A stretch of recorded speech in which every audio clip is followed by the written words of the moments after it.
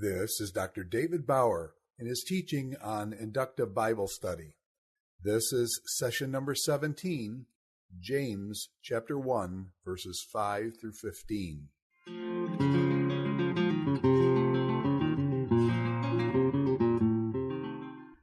Now we want to move on to the second subunit here in the first main unit of James 1, and that is response to lack of wisdom. The first was response to trials, which is rejoice.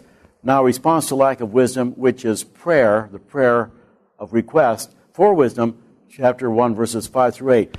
We, of course, did a detailed observation of this very passage, but here we're doing a detailed analysis of it. And we note that begins with the occasion, 1:5a, if anyone lacks wisdom, which, of course, is the cause, therefore, that is the cause for the effect, let him ask God, and let him ask God in faith, not doubting. And so that leads, of course, to these two exhortations. Now, we note here that this paragraph begins with the catchword or the stitch word lack. The preceding paragraph ended with lacking in nothing. It's lepo, lacking in nothing. And now he says, but if anyone lacks wisdom, lepeta, if anyone lacks wisdom, let him ask of God. This is James' way of indicating that a connection exists between what he has just said regarding the response to trials, rejoice, and what he now says with regard to wisdom. The gift of wisdom enables one to meet trials with joy, enables one to stand the test, enables or allows steadfastness to have its perfect work. There does seem to be here really this notion of instrumentation, precisely because in this passage wisdom is presented as a divine gift. And this divine gift set in the context of divine demands suggests that it is a divine gift that allows the divine demands or enables the divine demands to be realized. Wisdom, according to this passage, is the beginning of the process because this wisdom is acquired from God. It is not the end of the process. It's not the end of the process that is described in verse 4 because the end of that process comes through the chain of steadfastness and perfection, whereas wisdom here is described as being acquired by God, not as a result of a process, but acquired by God simply by asking of God. So it's the beginning of the process, not the end of the process. It is a presupposition for this process in verse 4 to work over against standing at the result end of the process. That's why we say that wisdom then is the means. You have instrumentation. Is the means for responding appropriately to joy as is demanded here in verses 2 through 4.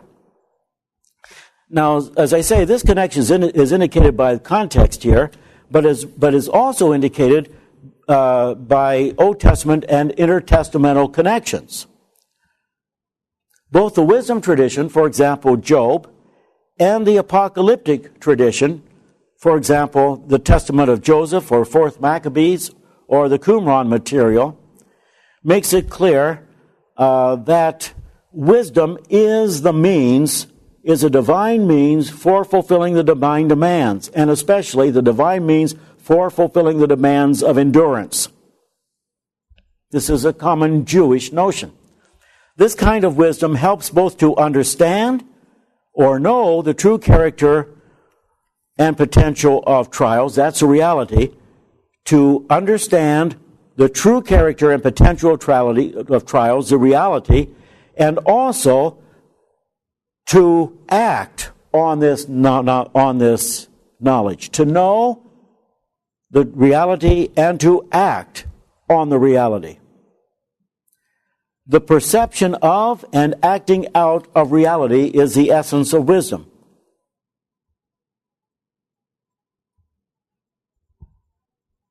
Now, we note Peter David's here on this, in comment on this passage. He says, wisdom is a possession that enables a believer to see history from the divine perspective.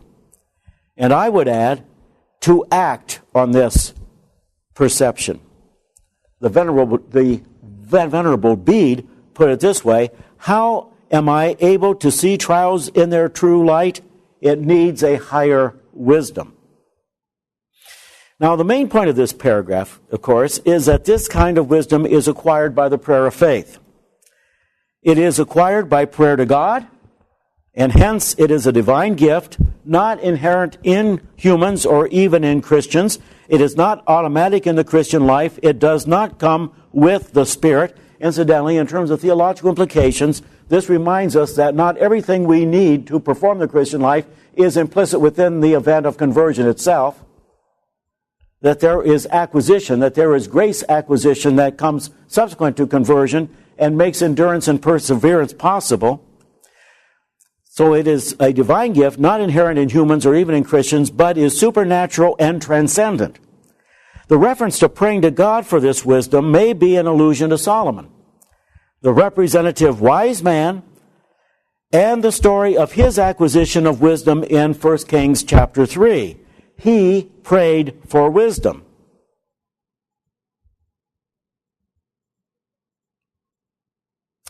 This wisdom cannot be found in anyone else but God, and cannot be acquired by any other means than by prayer. It is both a divine and a gracious gift. Now that's why I say, that's the significance that it can be acquired only through prayer. It is a gracious gift. This is really part of the larger biblical understanding that all ultimate needs, or the meeting of all ultimate needs, comes from God alone. Now, this notion of wisdom as a divine reality that can be had only by appealing to God explains its relation to meekness in James.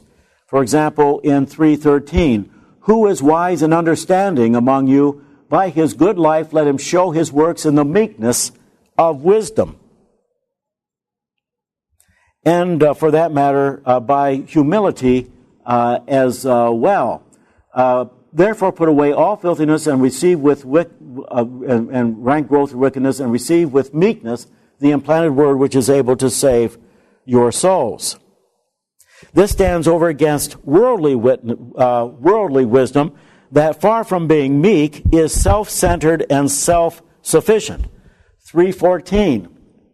But if you have bitter jealousy and selfish ambition in your hearts, do not boast and be false to the truth. This wisdom is not such as comes down from above, but is earthly, unspiritual, devilish. For where jealousy and selfish ambition exist, there will be disorder and every vile practice.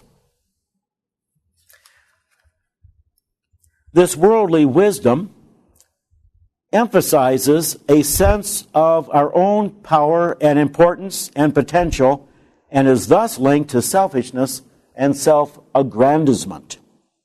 Now, in the process of speaking about the acquisition of wisdom, James introduces the issue of effective prayer, a concern elsewhere in this book, even in passages later in the book that do not relate it specifically to wisdom.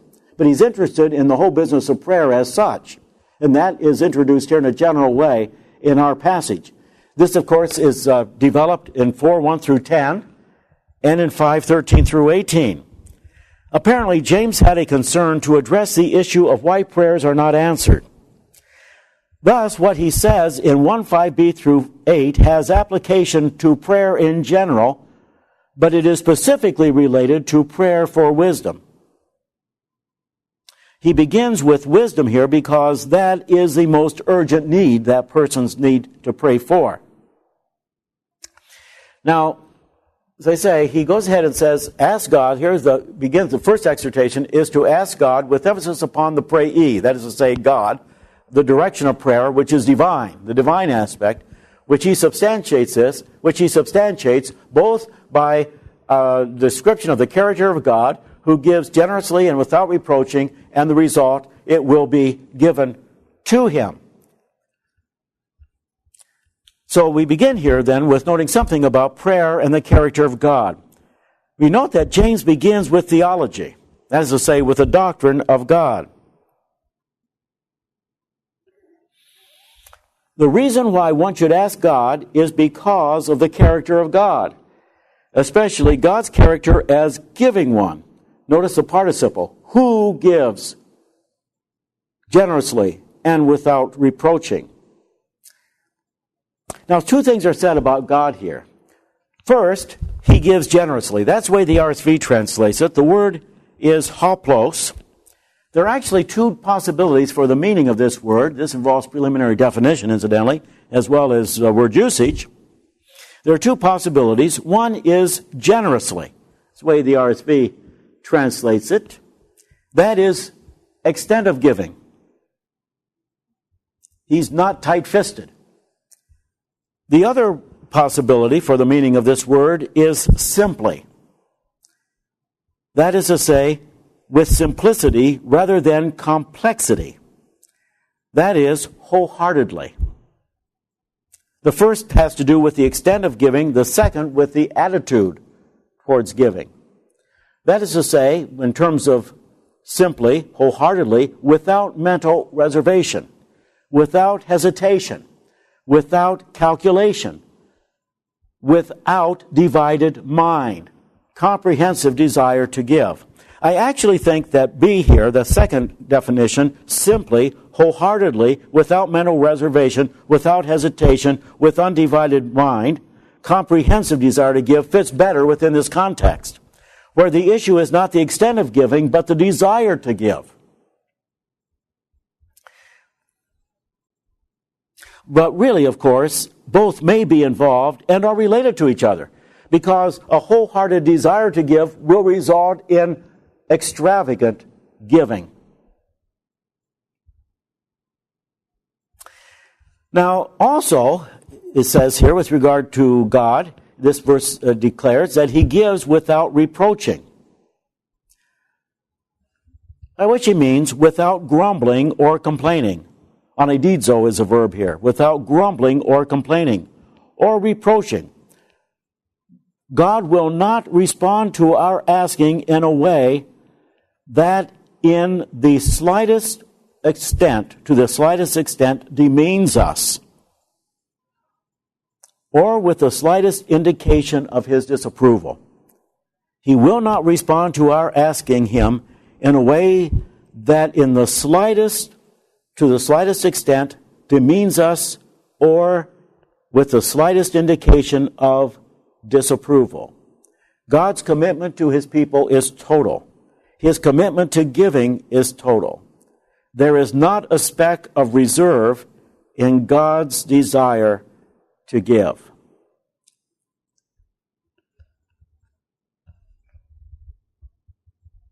Now,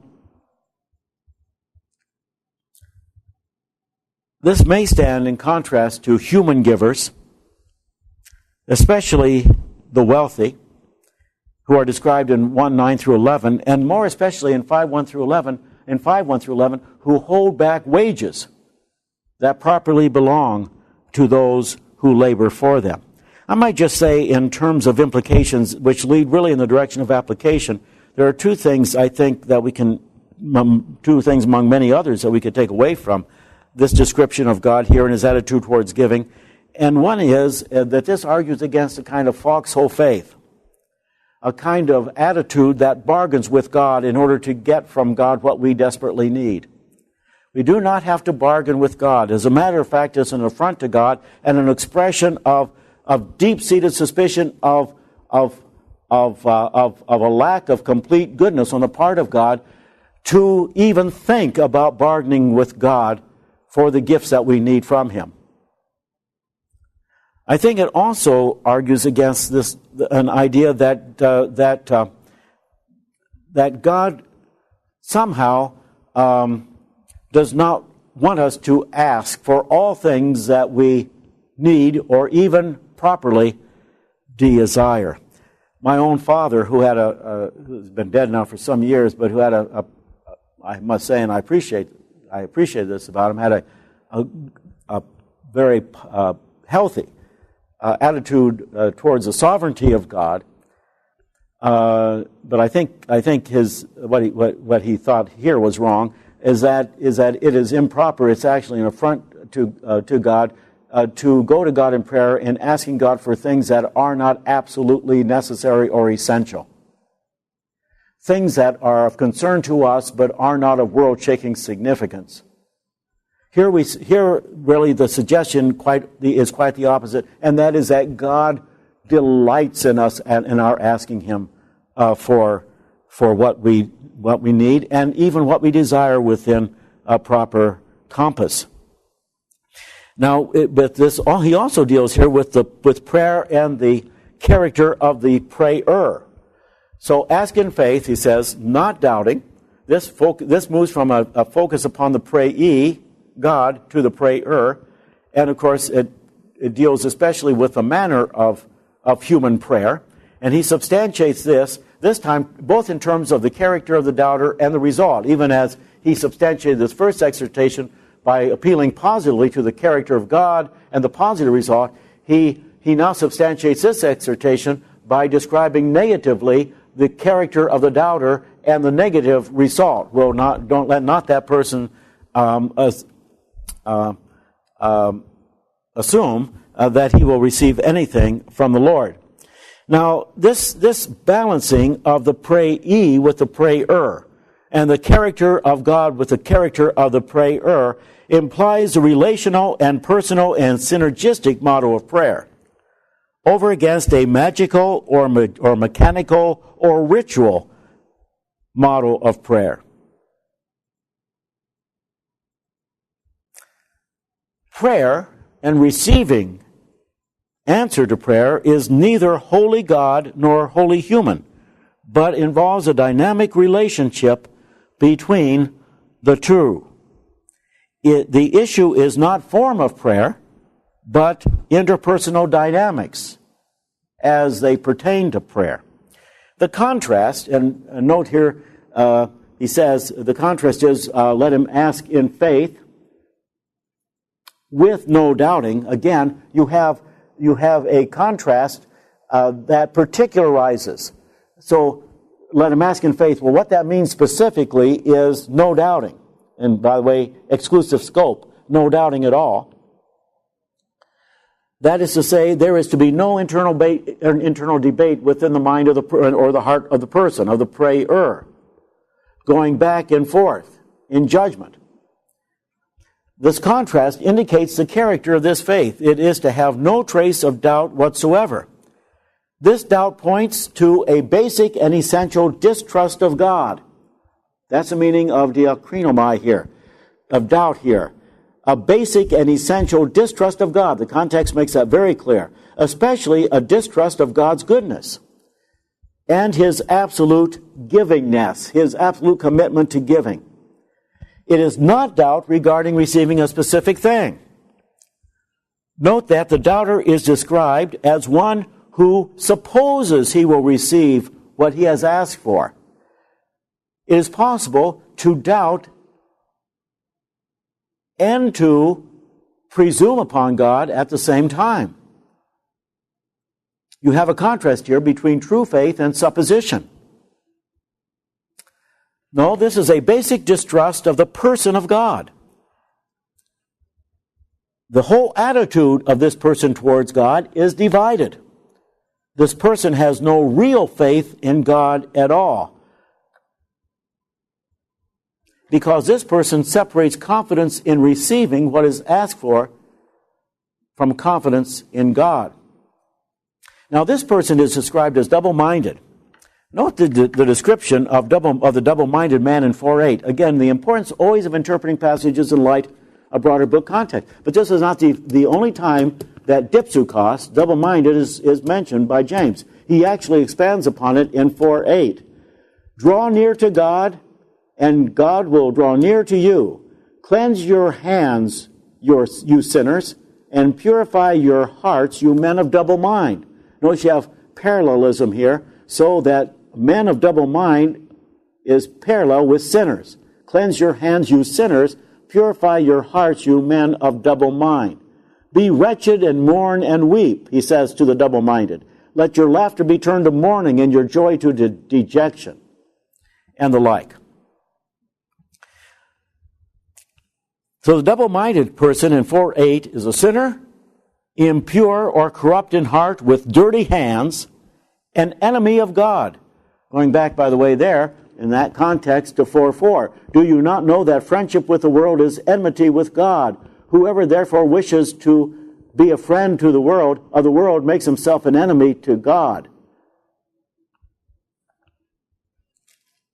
The double-minded man, then, in context, is described as the enemy of God. Not the friend of God, but the enemy of God, who attempts to find security in both the world. If you try to be a friend of the world and a friend of God, who attempts to find security in both the world and God, and for that reason is described as double-minded, and in need of profound repentance. This person is entirely out of tune with God, who is one. This person is double-minded, a walking civil war, and is out of tune in terms of character with the God who is one. Which, by the way, in James is a fundamental teaching, or the fundamental conviction, the fundamental truth with regard to God. James really is operating, in a sense, the whole book of James operates on the basis of the theology of the Shema. Hear, O Israel, the Lord our God is one God. James emphasizes that God is one. Not just in the sense that there is no other God, but that God is one in himself, that he is unified, that he is complete, that he is whole, that he is one in purpose. God is not double-minded. But this person is double-minded, and therefore is entirely out of tune with God, and has no real relationship with God. The basis of answered prayer is a relationship of faith that makes a person a friend of God. Abraham believed God, and it was reckoned to him as righteousness, and he was called the friend of God.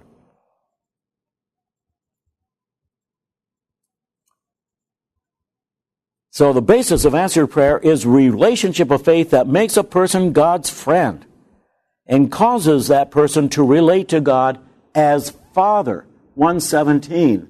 Every good endowment and every perfect gift is from above, coming down from the Father of lights, he says there.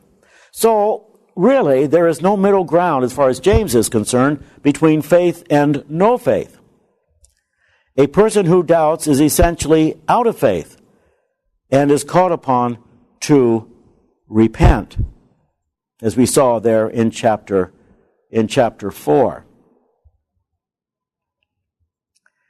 Now, he moves on then to the next paragraph, the next subunit here, and this really what we talked about in terms of joy and trials, to the response to lowly exploited position, boast and exaltation.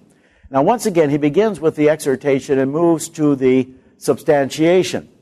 So, the exhortation is found really in verse 9. Let the lowly brother boast in his exaltation, and the rich in his humiliation.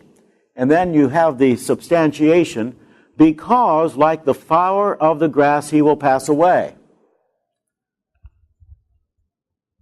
And he then goes ahead and substantiates that by way of comparison with the natural world.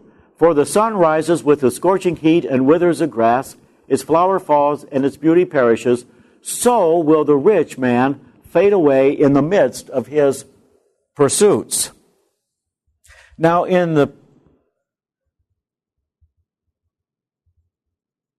writer, we note, begins with a kind of double exhortation in verse 9 and 10 regarding attitude towards poverty and wealth.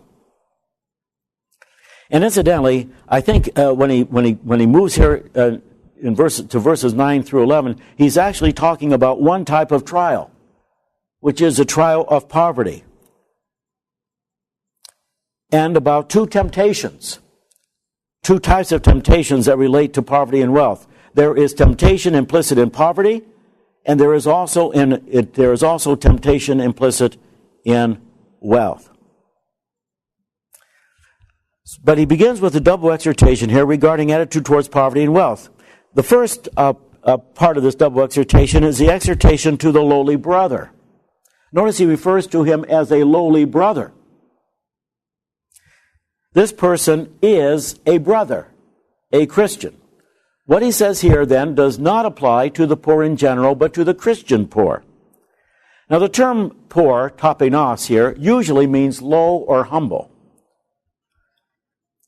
It is thus both broader and narrower than poor. It really raises a question of translation here, whether this should be translated poor, and actually the RSV does translate this as lowly and the like. And I think that's an apt sort of translation. The thing that introduces tension here is that you do not have a perfect contrast. You have a contrast, but but the members are not exactly coordinate, because he contrasts lowly with rich. Really, the opposite of lowly is not rich but haughty, and the opposite of rich is not lowly but poor. So, very interesting that he uses the word tapenos here in contrast to the rich. And that's why I suggest here that tapenos is both broader and more narrow than poor. It is broader in that it involves attitude versus status. A person can be humble without being poor, of course. A person can be lowly without being poor. So it is broader than poor in that sense. But it is also narrower than poor, because one can also be poor without being lowly. Now, it is clear that the economically impoverished are primarily in view here, since this lowly brother is contrasted to the rich. The use of the term tapenos, which stands here in contrast to the rich, indicates that there is a connection between poverty and humility, lowliness. A poor person is more likely to reject human power and potential and to submit to God and to others. And this is important to James. Hence, we note the great value that James places upon meekness. 1:21, receive with meekness the implanted word which is able to save your souls. 3:13, by his good life let him show his works in the meekness of wisdom. And humility, which is also important to James. 4:6, the tongue is let me see here, 4:6, yes, in terms of humility. But he gives more grace. Therefore, it says, God opposes the proud, but gives grace to the humble. And in 4:10, humble yourselves before the Lord, and he will exalt you. And those who are poor also are more likely to have faith, not only to reject human power and potential and to submit to God in meekness and humility, but also are more likely to have faith. Later, James will insist that God has chosen those who are poor in the world to be rich in faith and heirs of the kingdom which he has promised to those who love him.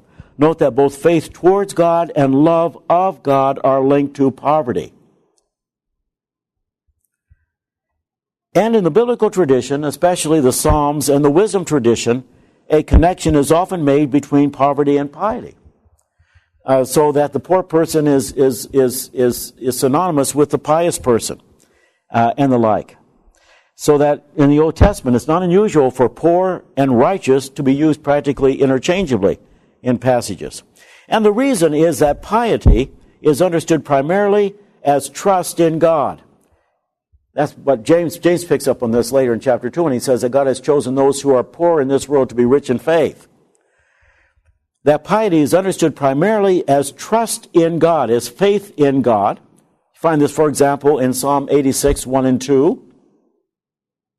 And the poor are more likely humbly to place their trust in God because they do not have anything else much in which to place their faith, in which to find security. In a sense, the condition of poverty thrusts the poor back upon God. They do not have much else in which to put their faith, much else in which to find security, so they are thrust back upon faith in God.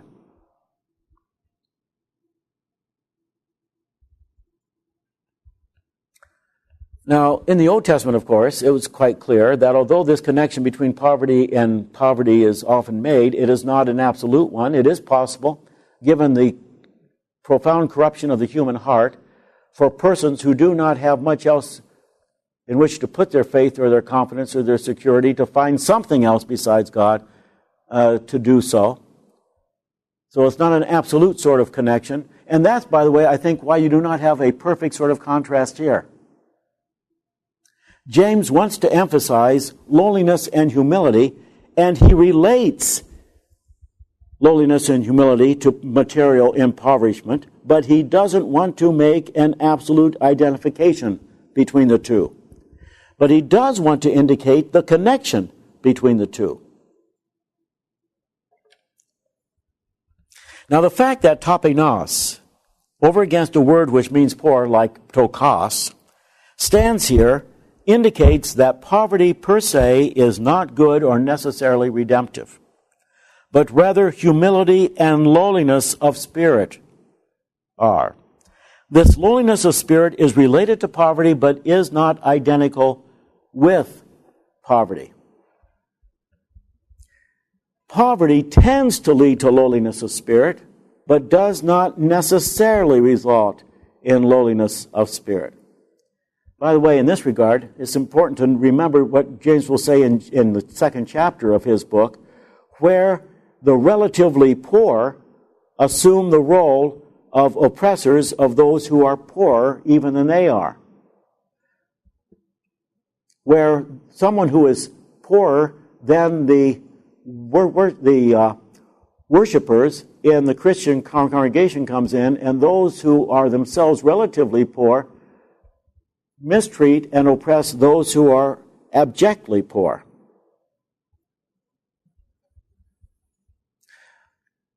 So James is primarily concerned with the attitude of lowliness, but he connects this attitude to the state of poverty and sees a clear, though not absolutely necessary, connection.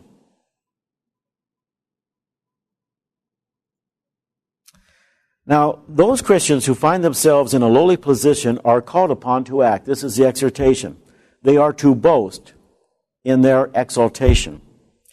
You note the implicit contrast we have here. The lowly are even now in an exalted position. They are to boast in their exaltation. And this is the present tense.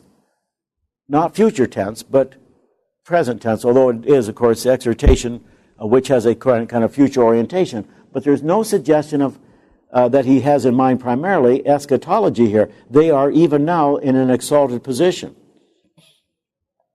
This points to the radical reversal of values in the eschatological message of the New Testament.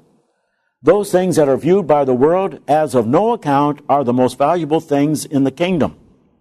And linked to that, it points to the radical reversal of fortunes in the New Testament, that you have in the New Testament as a whole. Those who are poor and pushed down now will be exalted to the highest station at the eschaton and live even now in light of an anticipation of that future exaltation.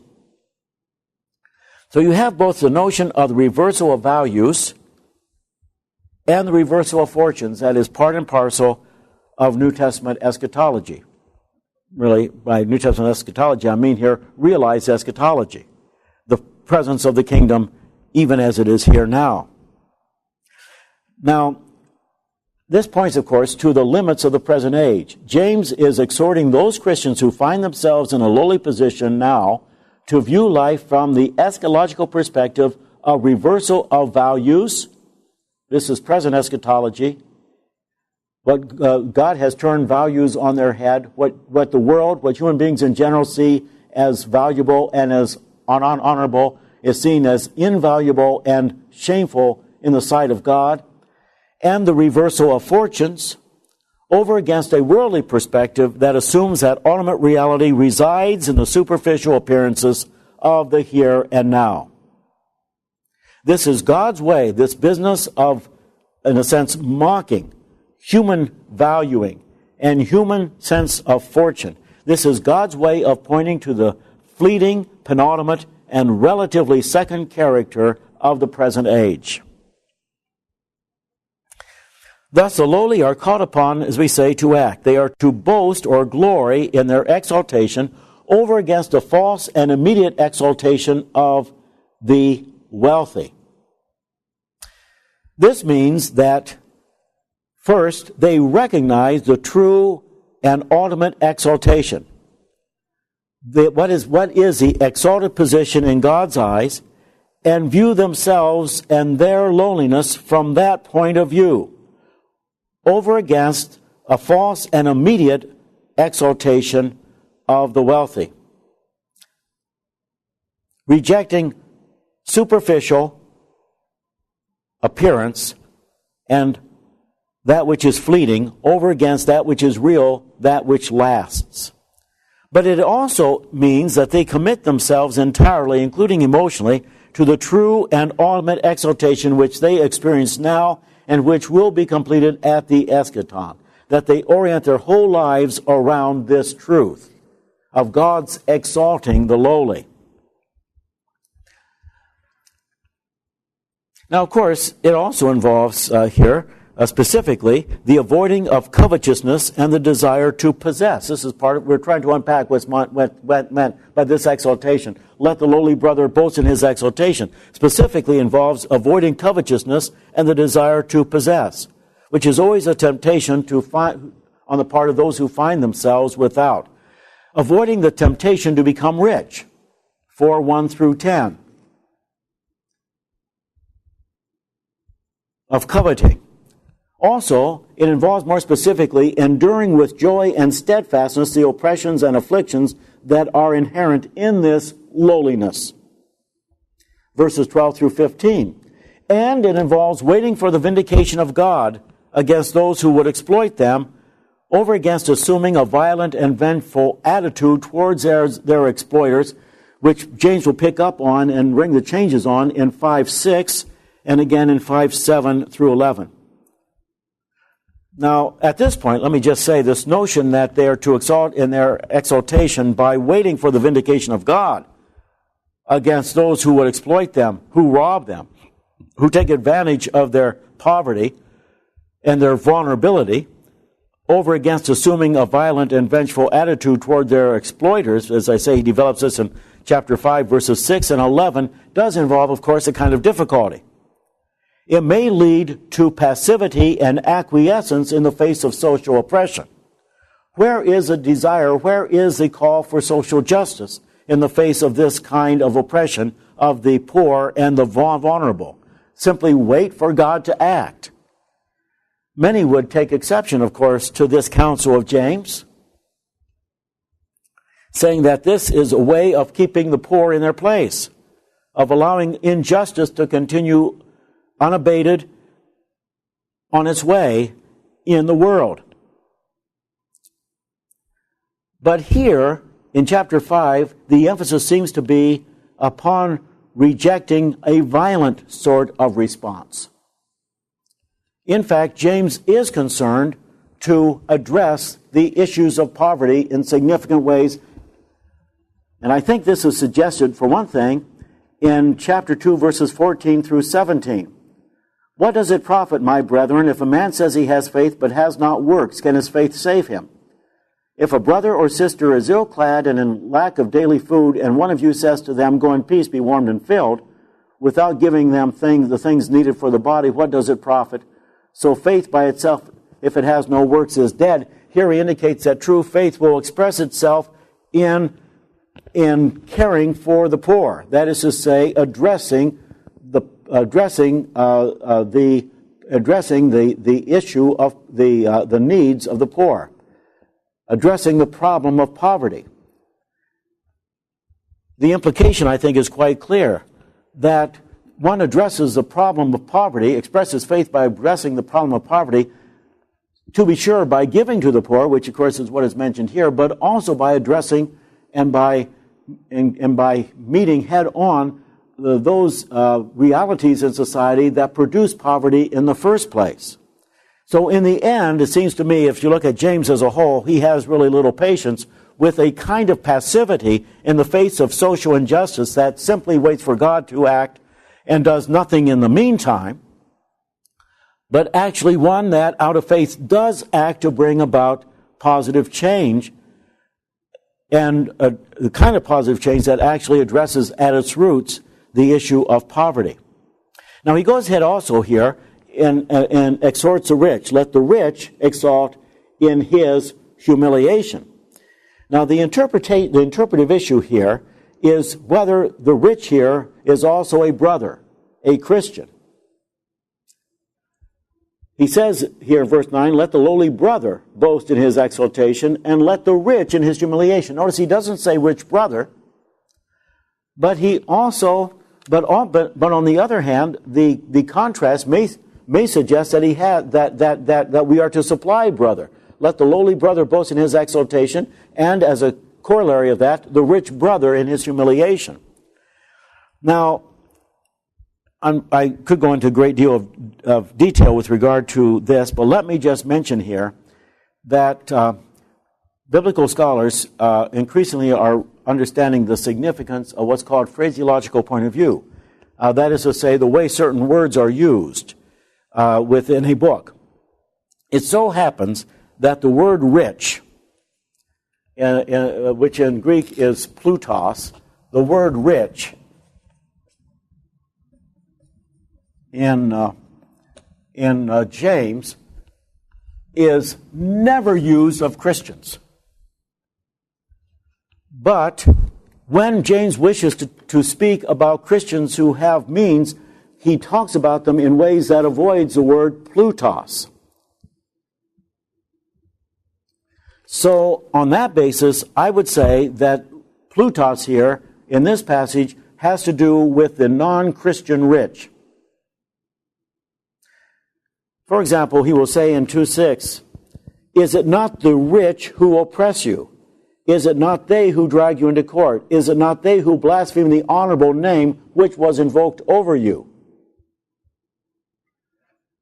Throughout James, plutos, rich, is reserved for non-Christian oppressors, wealthy oppressors. When in James, in the book of James, James wishes to describe a Christian of relative means, he avoids the use of plutos. Therefore, I think, as I say, that he has in mind the non-Christian rich here, which, by the way, I think is suggested by the way in which this person is described in the immediate context. The sun rises with the scorching heat and withers the grass, his flower fades, its beauty perishes. So the rich man will fade away in the midst of his pursuits. Now there, of course, is an element of irony and of contrast in all of this. The rich are to boast in humiliation. That is, they are to recognize that they are to boast in the fact that they have nothing to boast about. That's what he means when he says, let the rich boast in his humiliation. They are to boast in the fact that they have nothing to boast about. They are to boast in the fact that precisely as persons who have means, they are brought low. As rich, they are brought low. They are to embrace the fact that wealth is not a source of boasting, but in the value structure of the kingdom is a source not of pride, but rather of humiliation.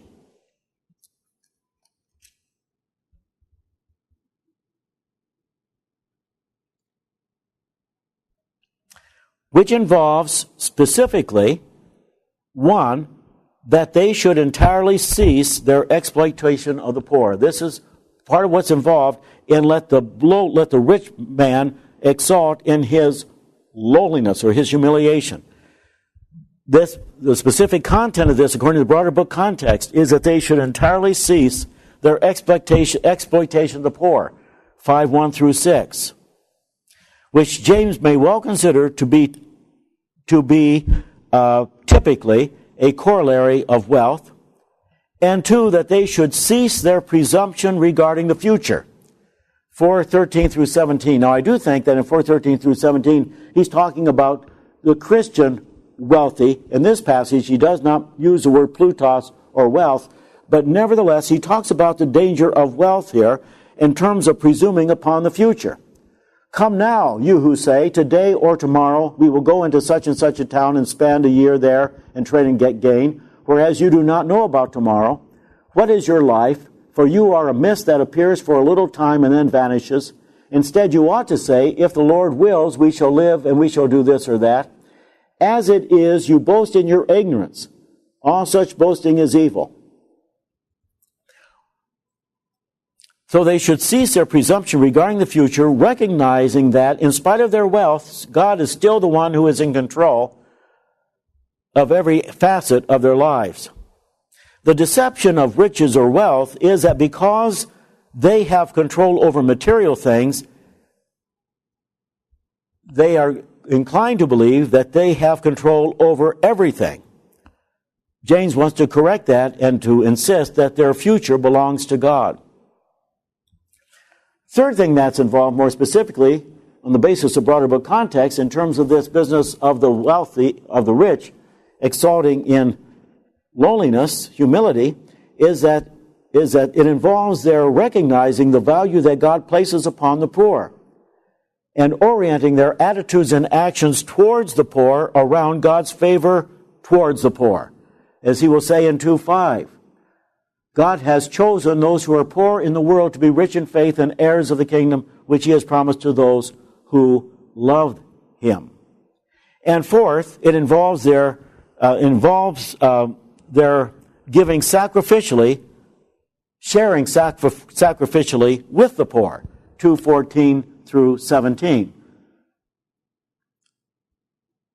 Not simply saying, go in peace, be warmed and filled, but rather giving them the things that are needed for the body. There's responsibility towards the poor.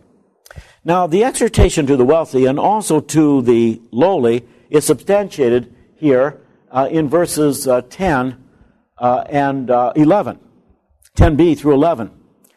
This passage speaks of the meaninglessness of wealth and contrasts temporary beauty with imminent and sudden and certain destruction.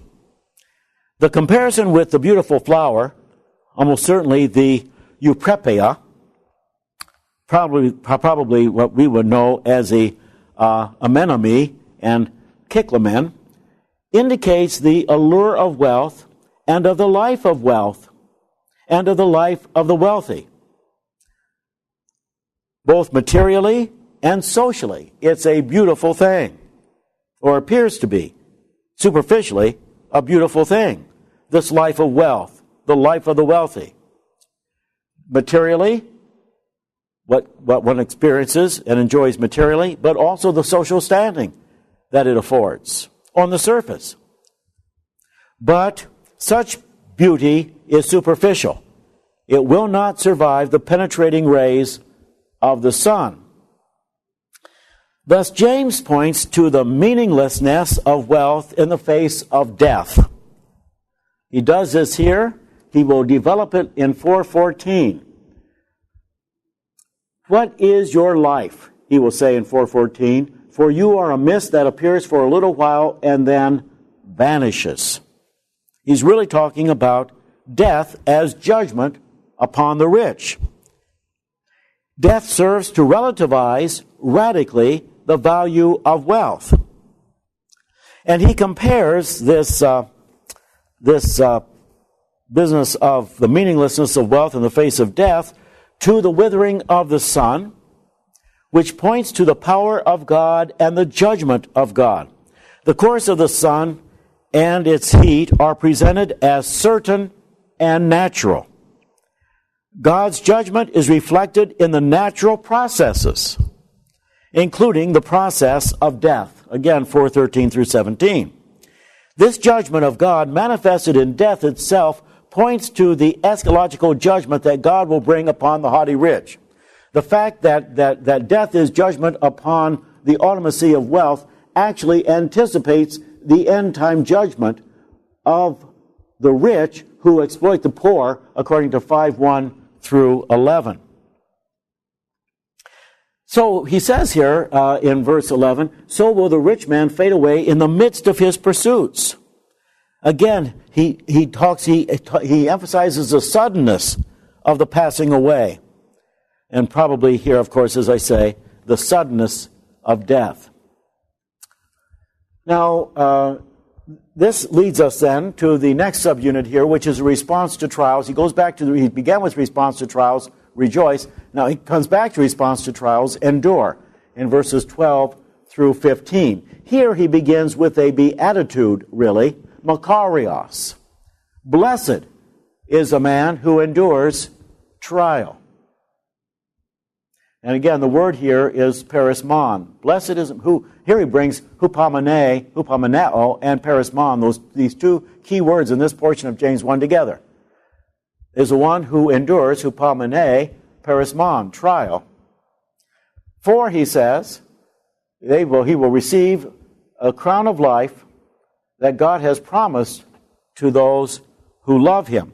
So the paragraph begins with a beatitude, possibly reflecting Matthew 5, 11, and 12, the beatitudes there.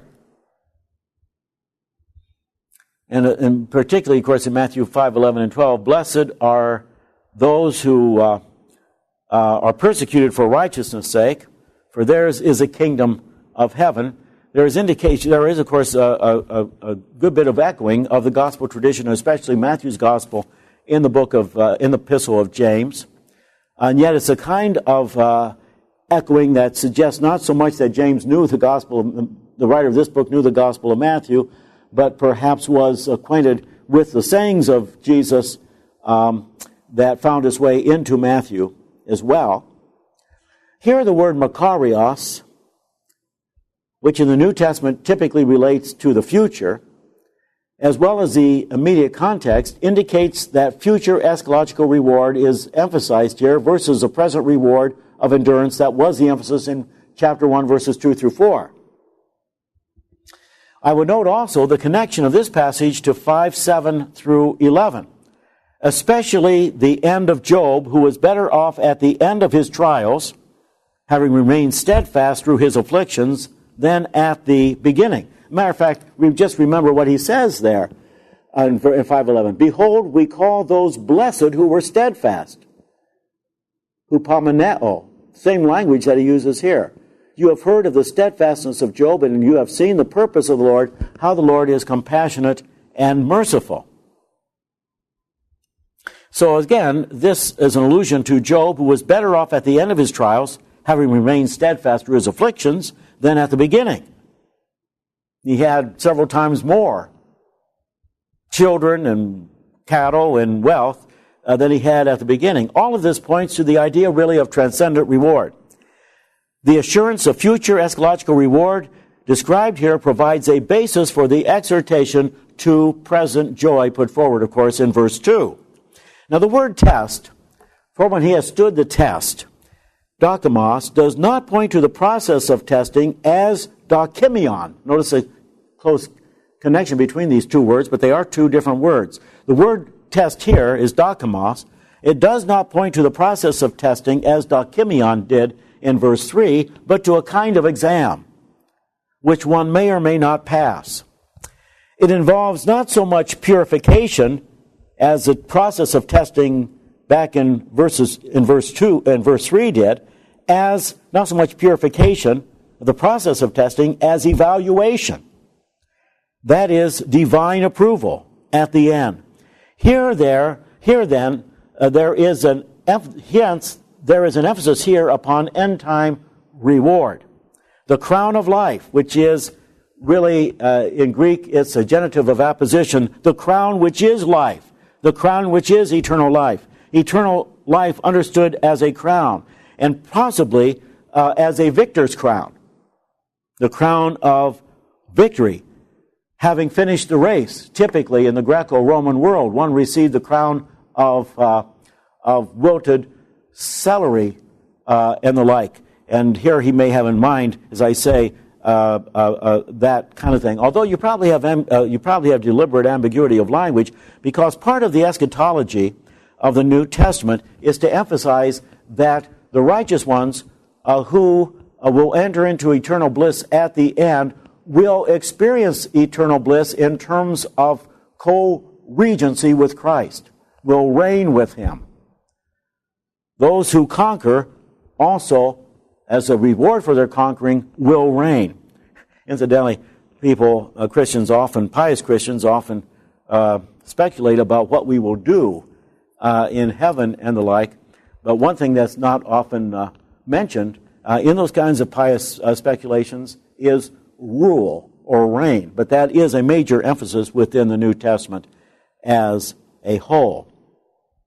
Now, this business about passing the test, he who endures trial, for when he has stood the test, will receive the crown of life, implies that God does not know how persons will respond or if they are fit to enter eternal bliss, except as they actually respond to trials and temptations.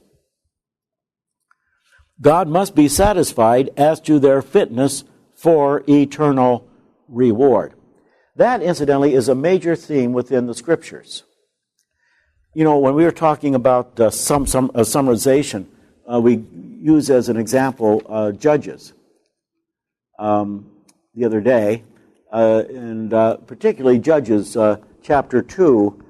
And I just want to remind you of what God is quoted as saying there in 2:21. I will not henceforth drive out before them any of the nations that Joshua left when he died, that by them I may test Israel, whether they will take care to walk in the way of the Lord as their fathers did or not.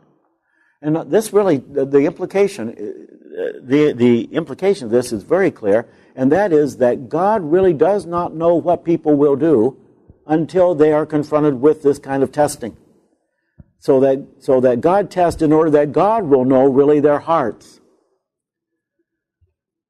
And as I say, you have this in other places, including, by the way, Genesis 22, where God tested Abraham to see how he would respond to this demand to sacrifice his son Isaac.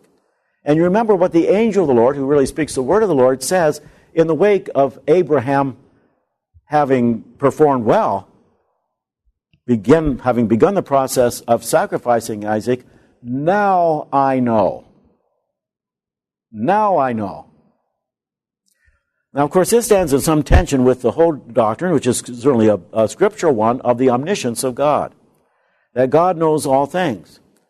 And as a matter of fact, there's a number of passages in the Scripture that talk about God looking upon the heart and God knowing the heart and the like. But I think what you have here in terms of biblical anthropology is actually the notion of the dynamic complexity of human personality that really reflects the personality of God. And that is that there is a kind of serendipitous, a kind of mystery, profound mystery that belongs to personality as such, that God has so created human personality that God himself does not know truly what is in the depths of human personality, that is to say, the personality of a human being, except as that person is put to the test and the depths of that person's heart are brought to the fore in the crucible of testing.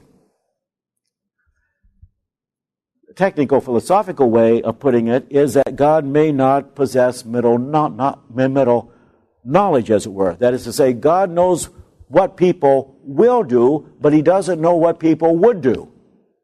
He doesn't know really what we would do if we were confronted with a situation that we will never be confronted with.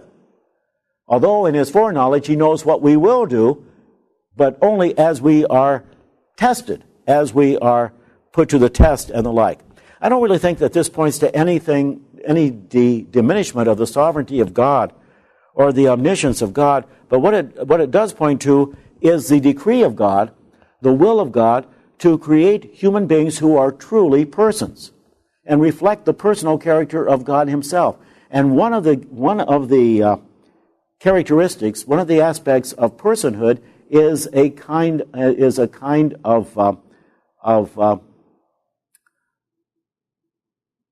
of deep-seated complexity, so that the character of the very depth of a person cannot be fully known even to God. God has purposed this. He has made us this way. Cannot be known even to God except as we are tested. And so you have then the importance of the test. God needs to be assured that we are fit in the depths of our being for eternal reward. And this test is a way in which he satisfies himself in that regard.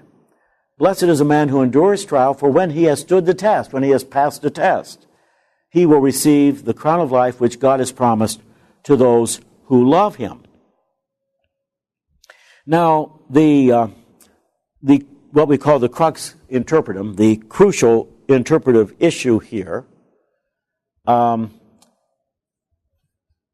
this entire first part of the segment involves the ambiguity of perismos, perazo, of test, of trial or test on the one hand, and tempt on the other.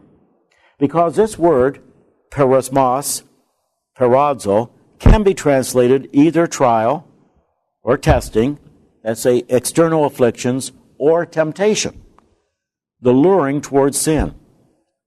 Now, a number of interpretive possibilities have been put forward here, but probably, at least in my judgment, the writer is playing on the ambiguity of the word itself. And in the process, James does two things. First, he employs the word in two distinct senses: trials and temptation. Trials on the one hand, temptation on the other. That is to say, luring to sin. But secondly, he uses the ambiguity within the word itself to point out the connection between trials on the one hand and temptation on the other. Now, James has been arguing all along that the experience of trials is morally significant and, for that matter, morally determinative. There is a command associated with trials: endure trials. Meet them with joy and make positive use of them, versus falling away because of trials. Thus, the experience of trials carries within it the possibility of sinning. Beyond that, there is always within trials the temptation to sin. Or better, there is always within trials the occasion for temptation.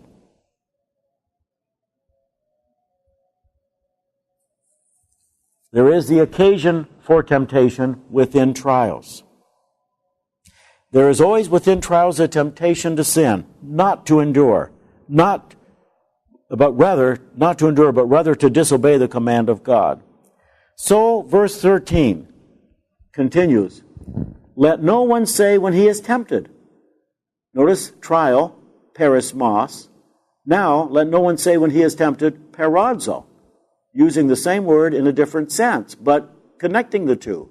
Let no one say when he is tempted, I am tempted by God. This, of course, is the exhortation. Let no one say when he was tempted, I am tempted by God, because, he says, by way of substantiation,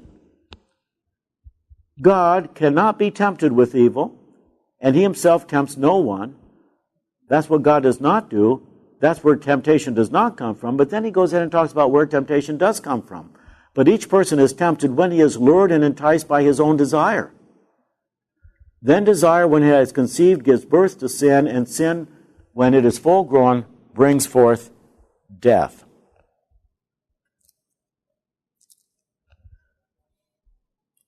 Trials, in other words, may come from God. And testing may come from God. That's what the Old Testament asserts. That's what Genesis 22:1, a passage that James manifestly is acquainted with, asserts. God tested, perazo, God tested Abraham. Trials may come from God. Testing may come from God. But temptation, that is, the drawing towards sin, God does not do. He has no part in the matter. One cannot blame God for that inclination. which, of course, is a real and ultimate threat in experiencing trials. The main point is that God is in no way to be blamed for temptation. Responsibility for sin and even for temptation to sin is placed squarely on the shoulder of the person. Now, James gives two reasons, this substantiation, why God cannot be the source of temptation. Negatively, he says God is not tempted to evil. This is verse 13b. God is untemptable of evil.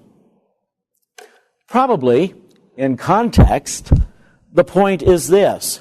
To lure someone to sin, that is to tempt someone to do wrong, would be an evil act. And far from actually committing evil, God cannot so much as be tempted to do evil. In other words, God is not even tempted to tempt us.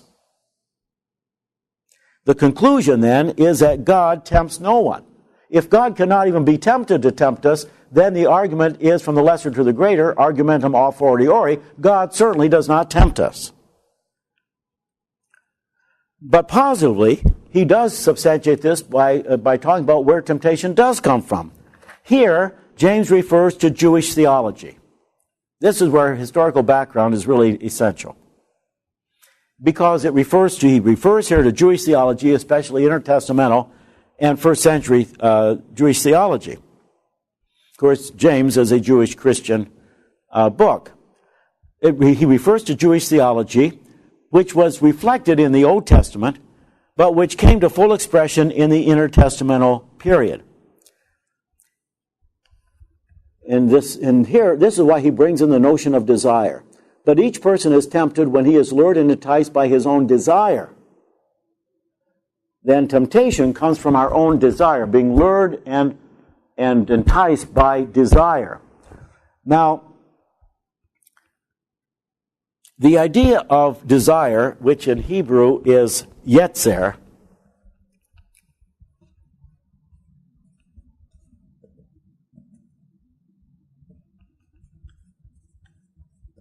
the notion of desire, or yetzer hara, evil desire, as he's drawing, was prominent in Jewish theology, and he's drawing upon that. Now, I would note here that desire, epithumia, in our passage, is in the singular. Not when a person is drawn or enticed by his desires, but by desire. He's talking about being drawn by this yetzer, this desire, or yetzer hara, this evil desire. Now, this notion of yetzer meant undifferentiated, neutral desire. In itself, it was neither good nor bad. Undifferentiated, neutral desire, which, though, if not controlled, would go out of bounds and lead to sin. That's good old-fashioned Jewish theology. This desire in itself is not necessarily evil, but it is endemic to human life and necessary to human life. It is that really which gives drive or impetus to life. But if it is not held in check by some other force, in Judaism, usually the Torah, the law, or the good impulse, it will lead to blatant sinning. Now, this means then that sin finds its source within the persons themselves, this unchecked desire. James emphasizes that responsibility for temptation and sin belongs to the persons themselves. And consequently, he does not even mention the devil here. Now, he's aware of the role of the devil in sin. As he'll make clear in 3:6, the tongue is an unrighteous world among our members, staining the whole body, setting on fire the cycle of nature, and set on fire by hell, which is almost certainly a metonymy for the devil. But he'll make this even more explicitly clear in 3:15. This wisdom is not such as comes down from above, but is earthly, unspiritual, devilish. And in 4:7, even more clearly, submit yourselves therefore to God, resist the devil, and he will flee from you. So James does include in his theology of evil the transcendent power of the devil, but he does not want to introduce the devil here. He wants to lay the blame and the responsibility for sin and temptation to sin fully on the shoulders of the person. Sin finds its source within persons themselves. Now, we note here, though, now that James engages in a chain. And notice how he here in this, at the end of this first unit in James 1, he talks about he describes a chain that is really the antithesis of the chain that he has described in verse 4. The chain there in verse 4 is, let steadfastness have its full effect. Well, actually 3 and 4. You know that the testing of your faith produces steadfastness, and let steadfastness have its full effect, that you may be perfect and complete, lacking in nothing. But note the quite different chain we have here. Each person is tempted when he is lured and enticed by his own desire. Then desire, when it has conceived, gives birth to sin. And sin, when it is full grown, brings forth death. Again, you have process. You have chain, causal chain. But here, it's negative. The counterpart to the positive chain that we saw in verse 4. Now, let's just round this out. The first link in this chain begins with temptation. Temptation, he says, involves being lured by this desire. Being lured by this desire. The word here is exokomenos. Now, this word that's translated lured is really an imagery from fishing. It is an image of a fish being drawn out of the water by a line, hooked and drawn in.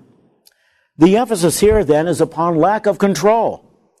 In this case, one gives in or submits to this desire. One forfeits control to this desire, allowing oneself to be dragged along by this desire.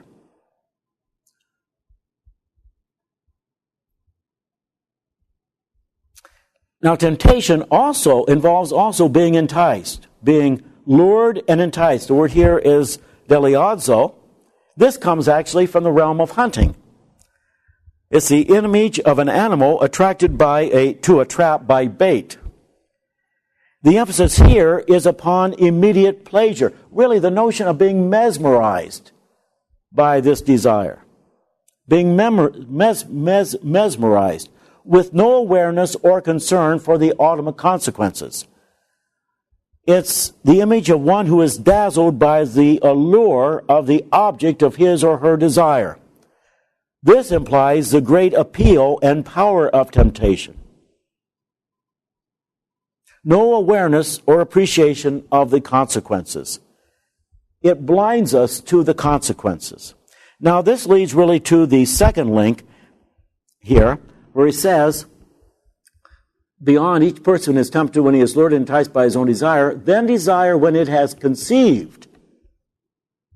Here James changes the image from fishing and hunting to seductress, to a prostitute, possibly drawn from Proverbs 1 through 9, especially chapters 5 and 8 and 9, where wisdom is presented as a noble woman, while folly is presented as a harlot, a whore, who entices naive young men into her chambers, where she brings death upon them.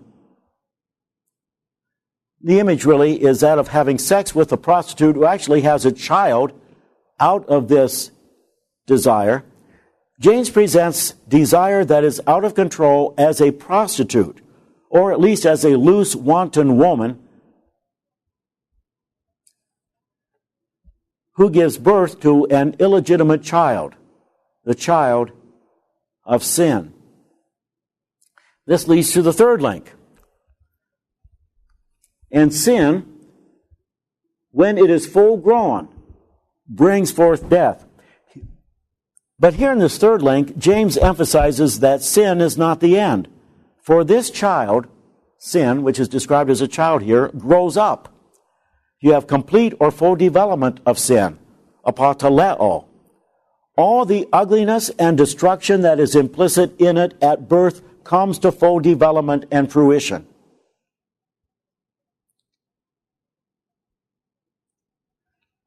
And at that point, it itself bears its own child, death, apakuo. And sin, when it is full grown, brings forth death. Apakuo, by the way, often pointed to a hideous birth, either socially, that is to say, an illegitimate child, or naturally, that is, the birth of a freak or a monster.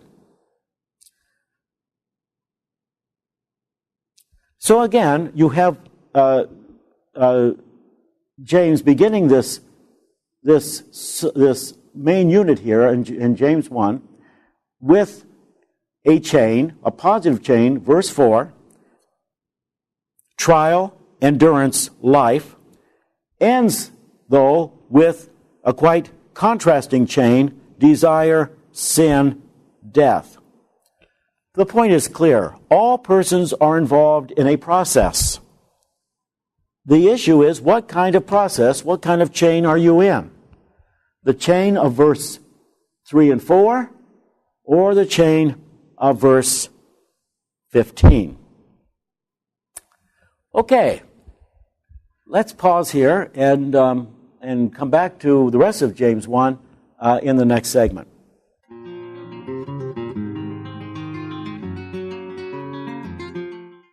This is Dr. David Bauer in his teaching on Inductive Bible Study. This is session number 17, James chapter 1, verses 5 through 15.